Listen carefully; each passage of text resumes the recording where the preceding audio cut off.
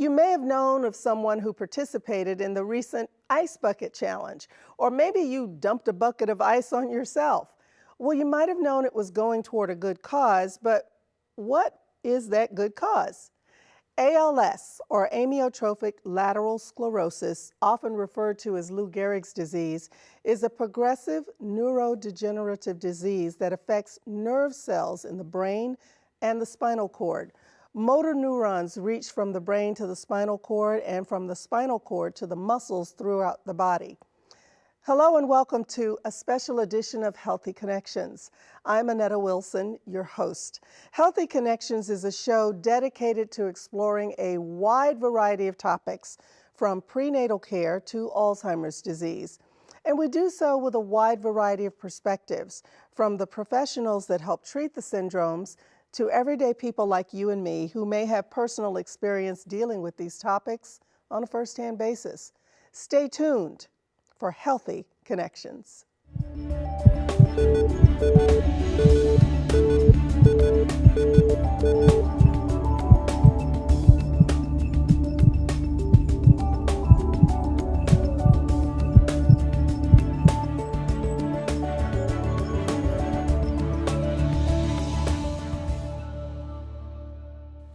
Dr. Mark Klafter from Neurological Services of Orlando is here to start our conversation about ALS.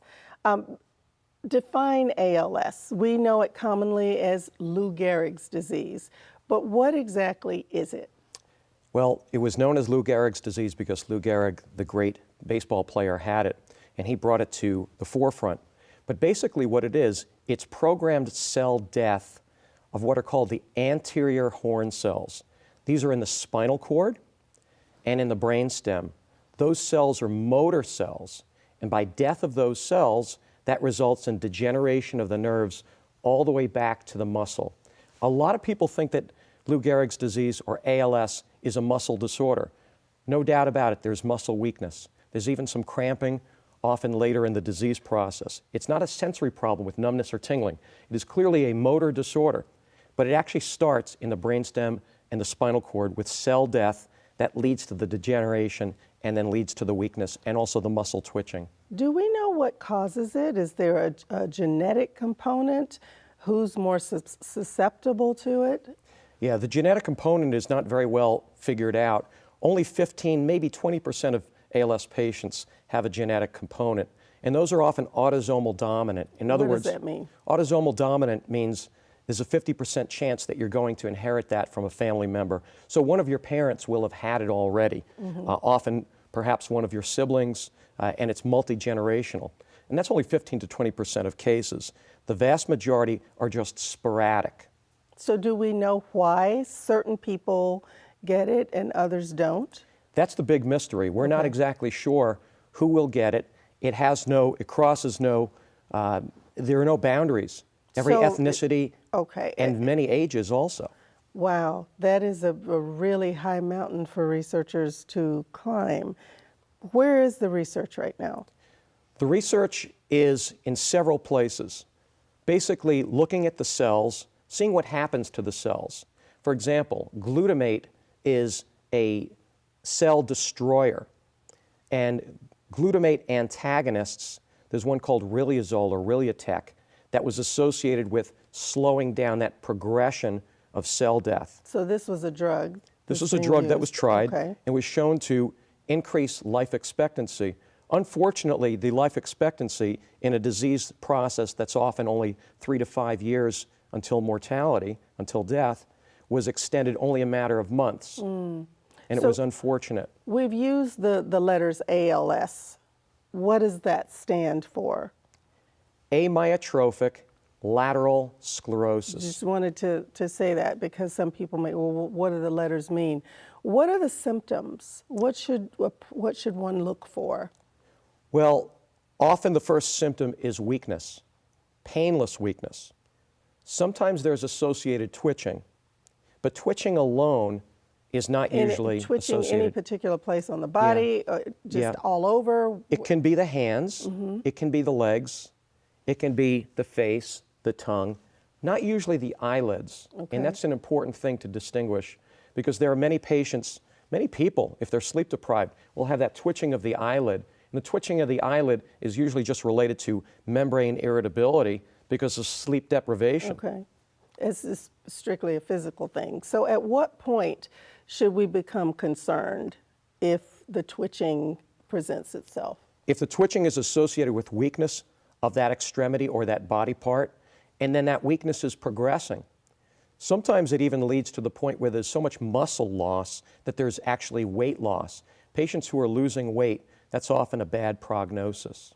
So what is the most difficult part for you as a neurologist in terms of treating this disease? Well, it's obviously very frustrating that there's no cure for it. And I only wish there were a cure.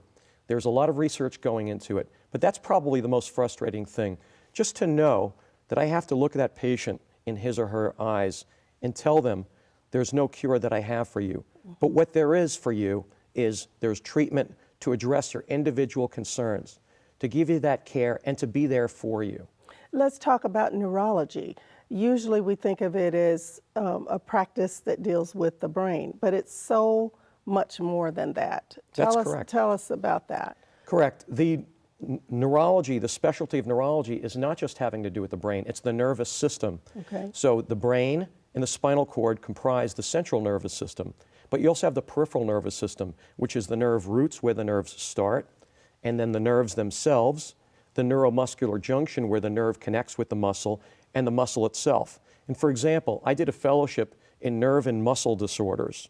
So actually, after my residency, I did extra time studying nerve and muscle disorders, and ALS is one such disorder that significantly affects the nerve and muscle via the anterior horn cell. So you are looking with a much keener eye at this particular disease because you've gone that extra mile as a physician. Correct. It's often a hard diagnosis to make. So sometimes even a general neurologist will struggle with the diagnosis, especially early on. And sometimes I'll see patients as a second opinion because they're having weakness of whatever cause, which could be related to a muscle disorder, could be related to a nerve disorder. And it's often hard to decipher and differentiate from other disorders early on. So you said it's a difficult disease to diagnose. Are there certain things that you look for that we can also look for? Well, one of the things I look for, in addition to the things that we've discussed in terms of the weakness, sometimes muscle cramps, but not the cramps without the weakness, and the twitching, is when I examine them, I'm looking for what are called fasciculations. These are actual movements. It looks like worms under the skin that are twitching and jumping. And that's often in muscles of the extremities, occasionally the face. And when I examine them, I'll notice that despite the weakness, they'll actually have brisk reflexes. So when I tap on their reflexes, they're actually brisk. Many different muscle disorders and nerve disorders, the reflexes are decreased. And with ALS, because it affects the spinal cord, spinal cord disorders are often associated with brisk reflexes. So if you have that combination of the twitching, the weakness and shrinkage of muscles, and brisk reflexes, that often signifies ALS. Is there any testing that can be done to at least give people a head start on doing whatever can be done? Correct. There are tests. The most important test is called an EMG, a nerve conduction study. So this is a test that I did specialty training on. Many neurologists do it also for other disorders. What does that involve? This is a two-part study. The first part involves placement of electrical stimulus. So it feels like a shock-like sensation, like when you touch a metal door handle in the winter. And by stimulating one part of the nerve and recording over another, you can see what the nervous system impulse is. And in the nerve conduction portion, there'll often be a low amplitude, in other words, a very little motor response. The sensory response is fine because this is not a sensory disorder. This is a motor disorder. Okay. The second part is the most important part. In that part, what I'll do is I'll place a small, sterile, disposable needle into some of the muscles. Now that needle is very small. It's only a little bit larger than an acupuncture needle, but it goes into the muscle, so it's sensitive. It's smaller than a blood draw needle. That's placed into various different muscles in different extremities, and what I'm looking for is this membrane irritability or breakdown of the muscle. It is fascinating to me that you can get that precise, and Hopefully, one day you can come back and say, guess what? We've got a cure. I only wish for that. And we do too. Thank you, Dr. Clafter. Thank you so much. We will be back right after this. Don't go away.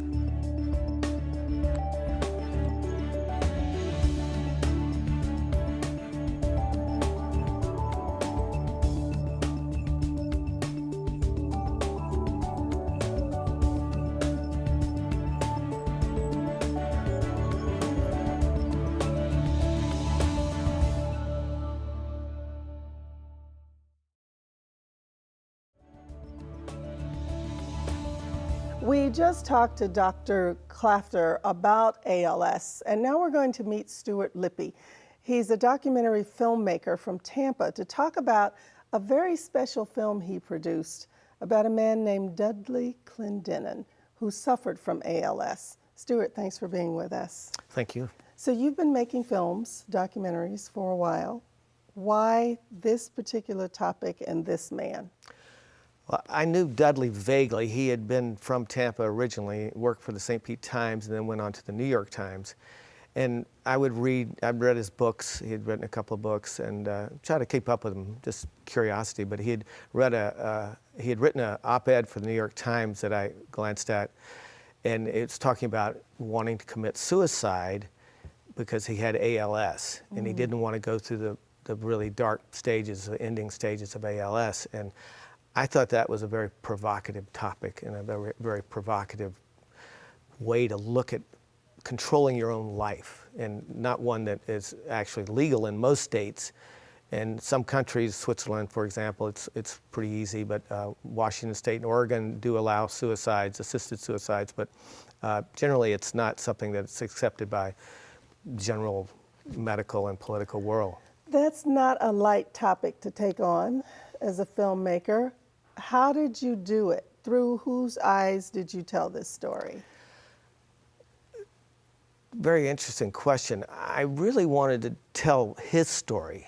And he was, I mean, being a journalist, he understood what I wanted to do. And once his agent said okay, and his lawyer said okay, and those formalities were out of the way. But by the time I started the project, I could hardly understand him.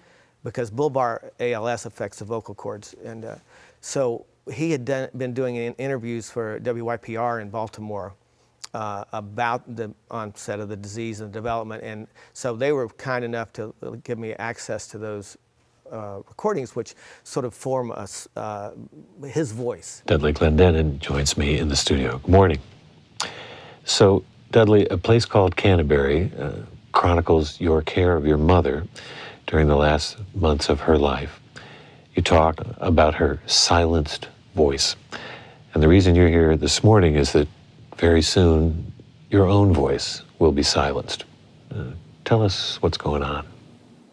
Like Mother, I'm feeling less cluttered and more intense. And you can hear one difference, the voice is different. And the reason it is that I have something called popularly Lou Gehrig syndrome.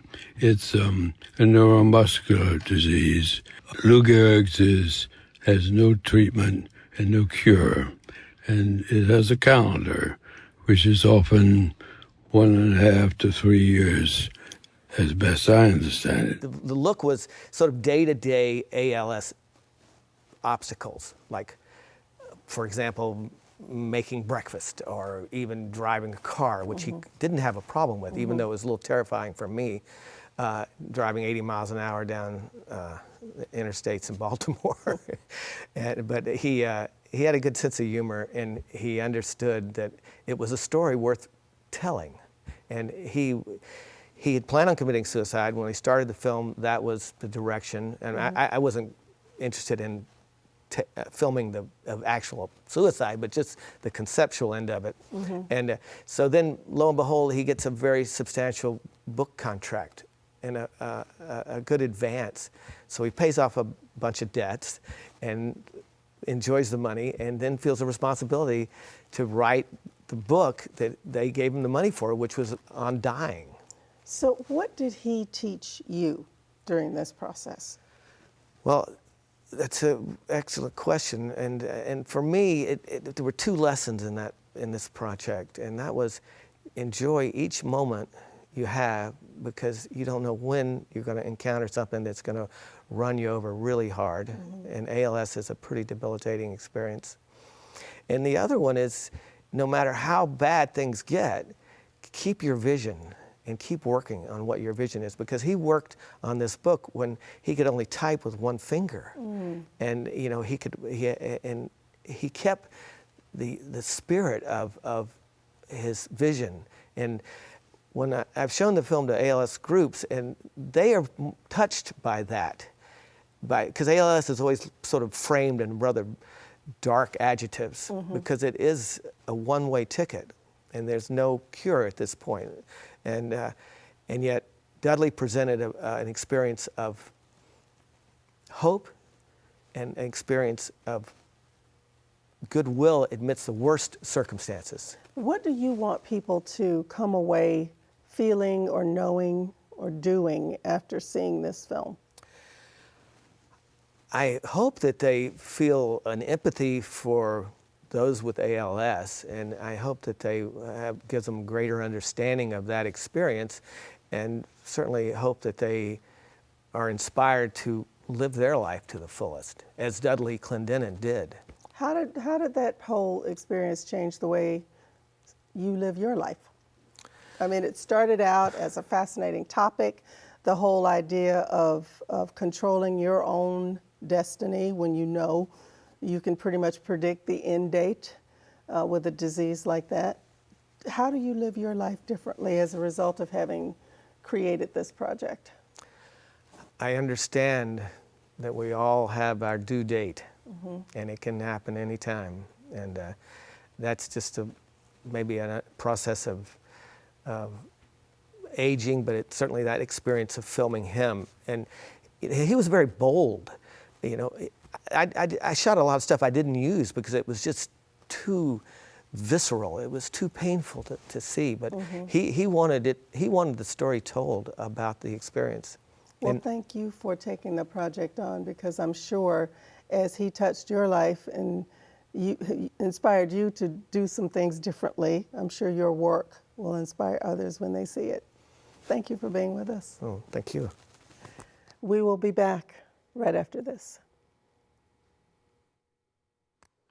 He was writing very directly about people who are waiting to die. Now, we're all waiting to die, but there's a kind of focused inevitability when you are on death row or when you're living in a colony of octogenarians. When you have this disease that is so powerful that the name we associate with it, Lou Gehrig, the Iron Horse, the disease that can even tear down this man who thought he was the luckiest man on the face of the earth.